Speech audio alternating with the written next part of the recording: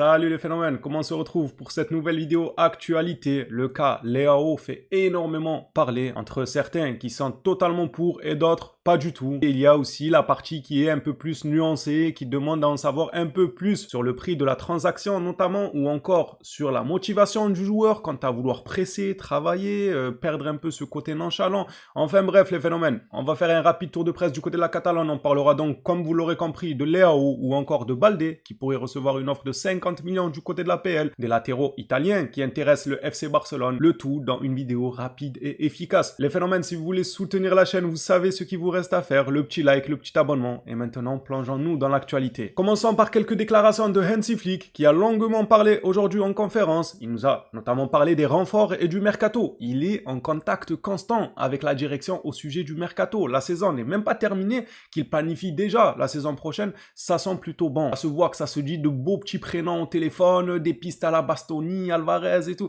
Non, ça doit être incroyable. Il n'y a pas quelqu'un là qui veut nous mettre dans la conférence au téléphone, qu'on entende un peu ce qui se dit. Hansi Flick déclare concernant les renforts pour la prochaine saison. Nous en parlons tous les jours en direct ou par téléphone. Nous nous concentrons aussi sur la saison prochaine. C'est très bien. Dans d'autres communiqués, il dit évidemment, attention, chaque chose en son temps. Lorsque notamment on lui demande des noms, de quel joueur parle-t-il pour le mercato prochain? Il dit que ce n'est pas le moment de parler de ça, qu'on a encore des matchs, qu'on a le championnat à aller chercher officiellement, mathématiquement parlant, parce qu'en soi, on le sait que ça devrait le faire, mais mathématiquement parlant, tu peux encore le perdre. Donc, il faut aller sécuriser ce trophée et par la suite, nous verrons ce qu'il adviendra pour la saison à venir. C'est bien, il reste quand même mesuré, il ne dit pas que on ne pense pas à la saison prochaine, on ne pense à aucune recrue, aucun renfort. Et en même temps, il n'en dit pas trop parce que c'est pas le moment. Si tu te mets à balancer des noms, ça veut dire que l'autre au vestiaire, il va entendre, il va venir, il va te casser la tête pour cette fin de saison. Et pourquoi vous voulez lui? Si vous voulez lui, ça veut dire moi j'aurai moins de temps de jeu et moi je vais partir. Enfin bref, chaque chose en son temps. Le joueur concerné sera mis au courant des plans du club au moment voulu. Moi je trouve ça correct. Il nous dit pas qu'il ne travaille pas pour la saison prochaine sans pour autant nous en dire trop. C'est très bien. Maintenant, passons à sa déclaration d'amour. Oh, incroyable les gars, Flick, le Flick du Bayern, le Flick avec la sélection allemande. Enfin, il a été adjoint ainsi que entraîneur dans des endroits quand même importants. Et le mec, il te dit que c'est mon passage au Barça qui me plaît le plus. Incroyable quand même. Barcelone est la meilleure étape de ma carrière d'entraîneur. C'est juste incroyable. Dans un autre communiqué un peu plus lent, il précise qu'il a apprécié, il a aimé son passage au Bayern et ailleurs. Mais le Barça, c'est spécial. Sa famille est heureuse. Lui, il est heureux. Le staff est heureux. Tout est au rendez-vous. Il rajoute même que le vestiaire vit comme une famille. Franchement, c'est excellent. Ensuite, il nous parle de la Ligue des Champions. Il dit qu'il va prolonger avec Barcelone. D'ailleurs, il réitère ses propos. Il prolongera sans aucun doute. Il le confirme lui-même aujourd'hui. Il parle aussi de la Ligue des Champions en disant qu'on va tenter la saison prochaine et si c'est pas le cas, on tentera la saison d'après et la saison d'après et la saison d'après. Vous savez ce que ça veut dire? Il a en tête la Ligue des Champions, il ne partira pas du Barça sans avoir gagné cette Ligue des Champions. C'est ce qu'on veut tous, on est d'accord les gars, en se regardant le blanc des yeux, on se dit ça depuis le début. Hansi Flick mériterait de partir sur au moins une Ligue des Champions avec le FC Barcelone. Ça serait lui le coach qui ferait revenir cette fameuse coupe compétition des élites à Barcelone. Il mériterait grandement au vu des sensations qu'il nous a fait vivre avec cette équipe, les trophées. Il est déjà à 4 ou 5, 4 trophées, il me semble, avec ce championnat, si on le prend. C'est pas rien. Dans le contexte où il est venu, on ne voyait pas le Barça atteindre ce niveau-là aussi rapidement. Même si oui, il y en a, ils vont pointer du doigt les échecs en Ligue des Champions, mais au bout d'un moment, il n'y a pas que ça. La Ligue des Champions, il n'y a qu'un vainqueur. Ça veut dire quoi? Le vainqueur de la Ligue des Champions, il réussit sa saison et tous les autres, ils ont raté leur saison. Non, ça peut pas être comme ça. C'est un peu plus nuancé. Certes, c'est un échec en Ligue des Champions, mais quand tu remportes des coupes nationales et tu remportes le championnat, c'est pas à minimiser, même loin de là. Donc il fait quand même un excellent boulot, Hansi Flick. Il mériterait de gagner la Ligue des Champions et moi, la déclaration d'aujourd'hui, elle m'a fait plaisir, je l'ai compris comme ça. Lorsqu'il dit on essaiera la saison prochaine, la saison d'après, c'est que quelque part dans sa tête, il se dit, tant que je ne la gagne pas, je ne quitterai pas le navire. Ça serait beau. Franchement, ce serait beau. Après une telle déclaration en plus, s'il le fait vraiment, et que peut-être la saison du sacre, il se dit, bon, c'est le temps pour moi d'aller en retraite. Non, mais l'histoire, elle serait belle. Il faudra même plus me parler des autres coachs. Alors peut-être on va loin, parce qu'on a connu d'excellents coachs quand même à Barcelone, on est gâtés. J'ai envie de vous dire, c'est la ville du football en réalité. Passons aux informations mercato avec Bastoni. Un accord de principe, nous dit-on, entre Bastoni et le FC Barcelone. Un accord de principe a été trouvé entre Alessandro Bastoni et le Barça. L'Inter est au courant des avancées des négociations. Le club réclame toutefois 70 millions pour se séparer de son défenseur. Ils sont gourmands quand même les intéristes. Vous n'avez pas le choix. Vous avez un collectif vieillissant. Vous êtes obligé de renouveler votre collectif. Si on n'a pas les 70 millions, vous allez faire quoi? Vous allez être obligé d'accepter 55, 60 millions ou peut-être plutôt une transaction avec un joueur inclus dedans. Peut-être, ça arrangerait un peu le Barça selon le joueur. Parce qu'à un moment, on parlait de Rooney. Les gars, on veut encore le voir un peu, au maximum un prêt pour qu'il ait du temps de jeu et qu'il nous revienne encore plus fort que ce qu'il est. Mais pas maintenant un échange, vente définitive et tout. Pas Rooney, s'il vous plaît. Allez voir du côté de Christensen et tout, même si bon, lui, du coup, il sera libre. Mais allez voir quand même de son côté, essayez de lui parler. Je sais pas, faites-lui signer un contrat qui n'a aucun sens. Faites quelque chose avec les joueurs dont on ne veut pas au club. Il y en a beaucoup. Je vais éviter d'en citer. Ceux qui suivent régulièrement les vidéos savent très bien qu'on se répète assez souvent sur les profils dont le Barça n'a pas forcément besoin et qu'un départ ne serait pas forcément de trop. Bref, un accord de principe entre Bastoni et le Barça. Vous y croyez ou pas, les phénomènes? Moi, je peux pas dire que j'y crois à 100%. Je peux juste dire que ça me fait plaisir ce genre de nouvelles, malgré que ce soit des rumeurs à l'heure actuelle, c'est des rumeurs positives. Et les rumeurs positives ou négatives peuvent influencer du coup dans le bon ou le mauvais sens un transfert pour moi, c'est indéniable, c'est même sûr et certain. Vous imaginez là, vous êtes en train de négocier pour un dossier, mais il n'y a que des rumeurs négatives. Non, finalement, non, refus, lui il veut pas. Ça met une certaine ambiance de ah, c'est compliqué, ouais, bon, finalement, flemme. Alors que si tout est positif, que la presse, elle parle dans le bon sens, limite, ça va te pousser à avancer vers ce chemin-là. Vous voyez ce que je veux dire? C'est très psychologique. Bon, allez, j'arrête les bêtises, Bastoni vient au Barça, c'est tout. Allez, passons maintenant à la somme fixée par le FC Barcelone pour ces deux recrues phares du mercato prochain. Le Barça a fixé certaines limites de dépenses, 100 millions d'euros pour un nouvel attaquant et 60 millions d'euros pour Bastoni. Bon, ça se fera autour des 60 millions d'euros. Je pense 70, ça commence à faire beaucoup. Oh, 70, mon pote. C'est cher quand même pour un défenseur central, mais que voulez-vous, c'est le foot. Au bout d'un moment, le foot, il a flambé depuis des décennies, c'est bon, on est obligé de suivre, d'accepter l'avancement, c'est comme ça. On ne peut rien y faire. Ouais, un défenseur d'ici une décennie, il va coûter 150 millions normal. Ça va être normal, les gars, parce que l'argent, il ne cesse de grandir, l'économie, elle tourne. Ça avance à grande vitesse. Donc voilà, on va vivre avec notre temps, on va arrêter d'être des boomers. Ouais, c'est normal, même 100 millions pour un...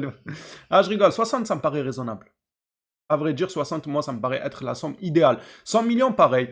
Pour Alvarez, si tu veux 80 millions plus bonus, je signe. Non, je signe, moi. Pour Alvarez, tu mets 80 cash, plus des bonus débloquables selon les gains de trophées, les gains de ballon d'or, les stats personnels. Non, ça, ça serait merveilleux. Si vraiment on arrive à faire ça, là, ça veut dire qu'on aura mis en général 160 millions sur un défenseur de classe mondiale et un attaquant de classe mondiale, avec le tout qui peut être reporté à 140 millions si jamais on n'a pas les trophées, et que Alvarez n'est pas ballon d'or et qu'il ne finit pas meilleur buteur du championnat, etc. En gros, qu'il ne débloque pas les bonus, quoi. Ça pourrait être aux alentours de 140 millions. Pour le football actuel, c'est loin d'être déconnant, moi je trouve. Parlons maintenant des latéraux italiens qui intéressent le FC Barcelone. Le Barça s'intéresse à deux arrières latéraux italiens, Marco Palestra, joueur d'Atalanta, et Andrea Cambiaso, joueur de la Juventus. Ces deux joueurs, ma foi, très intéressants. Maintenant, moi, à l'heure actuelle, si je devais choisir un latéral, bon, le Cambiaso, il peut jouer sur les deux côtés, tout ça, polyvalent, c'est cool, mais j'irai quand même sur Grimaldo. Non, Grimaldo, moi, il m'intéresse énormément. C'est un coup à faire sur le marché, parce qu'il va pas être cher et tout. Eux, on ne sait pas combien leurs clubs vont demander, mais ça sera sûrement pas 10 millions, comme Grimaldo, son club attend. Chez Grimaldo, il y a tout qui est réuni. Il connaît la maison, le mec, il veut retourner en Liga, le club sait qu'il va devoir le lâcher autour d'une dizaine de millions d'euros. Tout est fait pour que ce deal-là se fasse. N'en déplaise aux gens qui veulent uniquement une équipe avec des jeunes de 22, 23 ans pour l'avenir, etc., etc. Alors nous, on veut gagner maintenant. Moi, je veux la saison prochaine, je veux gagner la Ligue des Champions. Donc si tu me dis, tu vas la gagner avec Bernardo Silva sous assistance respiratoire, avec, comment il s'appelle, celui dont on parle là, j'allais dire Garnacho, c'est quoi le rapport? Le rapport, comment il s'appelle? Grimaldo, voilà, parce que ouais, bref, fallait le faire le lien. Grimaldo sous assistance respiratoire, ce que vous voulez. Oui, je gagne, je prends, je gagne. Je la veux, la Ligue des Champions, c'est bon maintenant.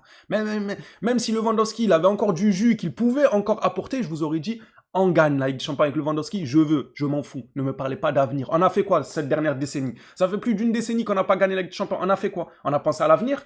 En 2017, on parlait déjà d'avenir. On a fait quoi des années après? Les jeunes joueurs sur qui on a misé en 2017-2018, ils ont apporté quelque chose? Non, dites-moi, peut-être que c'est moi qui est fou, mais on fait le même constat. Donc s'il vous plaît, les Grimaldo, il a quoi, la trentaine je crois? Les Bernardo Silva, il est encore au top de sa forme. J'ai vu une stat où il a disputé je ne sais combien de matchs avec City. Le mec, il a encore du jus, ne vous en faites pas. 31, 32 ans, ce n'est pas la fin. Ramenez-les-moi et on va gagner la Ligue des Champions la saison prochaine ou la saison d'après. Ça sera amplement suffisant pour amortir leur transfert et ensuite leur trouver une issue de secours pour qu'ils puissent sortir du club. Ouais, quand même, on va pas abuser. Non, en vrai, tant qu'ils sont bons, ils peuvent rester. À partir du moment qu'il ne sent plus bon, il n'y a aucun souci, il prendra la porte comme tout le monde. Mais ce n'est pas dramatique, s'il vous plaît. Et Bernardo, les Grimaldo, non, on veut que des petits de 20 ans. Ils nous ont apporté quoi, les petits de 20 ans, depuis une décennie? Bon sang, Aston Villa serait prêt à mettre jusqu'à 50 millions d'euros pour Alejandro Balde.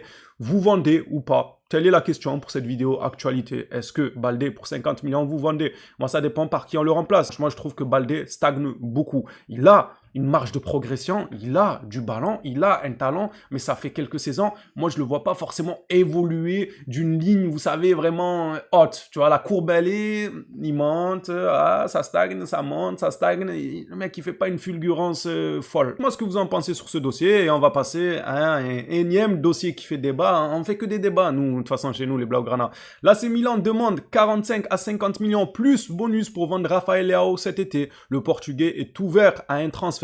Tu m'étonnes qu'il est ouvert à un transfert, il n'a pas le choix, j'ai envie de dire. Le Milan est en train de le pousser vers la sortie.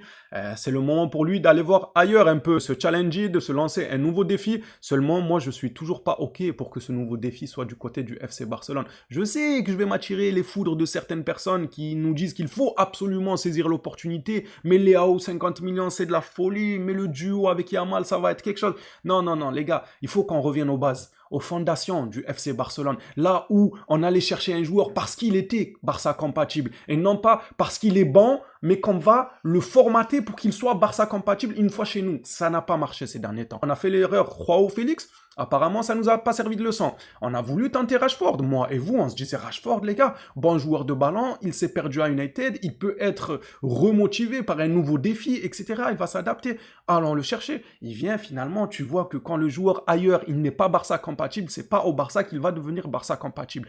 Telle est la réalité. Ça veut dire, tu fais l'erreur Joao, ça ne te sert pas de leçon. Tu fais l'erreur Rashford, ça ne te sert pas de leçon. Tu veux aller faire Leao alors qu'il est similaire aux deux joueurs précédents qu'on a cités. Joueur talentueux, joueur qui a déjà prouvé par de grandes saisons, joueur, ma foi, nonchalant, qui ne presse pas énormément, qui est assez suffisant, enfin... oh les gars, pour moi c'est le même profil. Je ne suis pas fan. J'étais fan il y a 2 saisons. Là maintenant, au vu de sa progression, je ne suis pas forcément fan. Et au vu surtout des échecs qu'on a eu, ça m'a servi de leçon. Moi quand je vois Rashford, je n'ai pas envie d'aller chercher un autre profil comme Rashford pour ensuite me dire ah ça n'a pas marché les gars. Ouais bon il faut qu'il parte lui. Ah, non non non non. Allons chercher des joueurs Barça compatibles, des gens qui font un contrôle le ballon, ils leur collent au pied, des gens qui savent jouer dans les petits espaces, qui savent prendre de la profondeur quand il le faut, libérer des espaces quand il le faut, presser surtout dans ce jeu qui est toujours de plus en plus exigeant. Quand on voit le pressing de Paris, c'est juste incroyable. Le pressing de City, le pressing de nous-mêmes au FC Barcelone et Hansi Flick a su instaurer ce pressing-là qu'on n'avait pas il y a encore 3-4 saisons en arrière. On ne savait pas presser, on ne courait pas du tout, ça faisait peine à voir. Là, on court, on galope, donc il nous faut des gens qui sont Barça compatibles. Moi, à l'heure actuelle, ce que je vois, ce que j'ai appris avec les recrues qu'on a fait, c'est que Rashford n'a pas l'ADN Barça. On le savait, avant même son arrivée, on disait que mais peut-être qu'il va s'adapter. Voilà, il est venu, il ne s'est pas adapté. Vous voulez faire Leao, qui maintenant peut s'asseoir en face de moi sur une table et me dire Rafael Leao a l'ADN Barça? Allez-y, non, après, argumentez. Ah, ne venez pas me dire juste parce que vous appréciez le joueur et tout. Oui, Leao, il a l'ADN Barça, oui, moi j'aime bien le joueur, oui. Pourquoi? Qu'est-ce qui fait qu'il a l'ADN Barça? C'est quoi l'ADN Barça après tout? Non, dites-moi, moi je demande juste une argumentation. Si vous m'apportez ça sur la table, je vais vous dire ok, prenons Leao. Mais tant que personne ne m'a pas apporté ça, je vais rester buté sur mon idée. C'est pas la meilleure des solutions d'aller chercher Leao. Si on n'a pas le choix, à la limite, mais si tu as quelques pistes un peu plus intéressantes, il faut aller vers ces pistes-là, plutôt que Leao avec l'effet de mode, de waouh, avec Lamine Yamal, ça va être incroyable, les deux ils courent vite, les deux ils sont hyper techniques, très bons 1 contre 1, mais ils vendangent beaucoup devant la cage, par exemple Leao, il nous faut des tueurs, des finisseurs, enfin bref, il y en a des choses à dire sur ce sujet, j'ai hâte de voir quels sont vos arguments pour ceux qui veulent absolument Leao à Barcelone, on en débat dans l'espace commentaire, sans aucun souci. Les phénomènes, ceci dit, c'est déjà la fin de cette vidéo actuelle. Merci à tous pour votre soutien. On s'attrape à la prochaine. D'ici là, prenez soin de vous les phénomènes.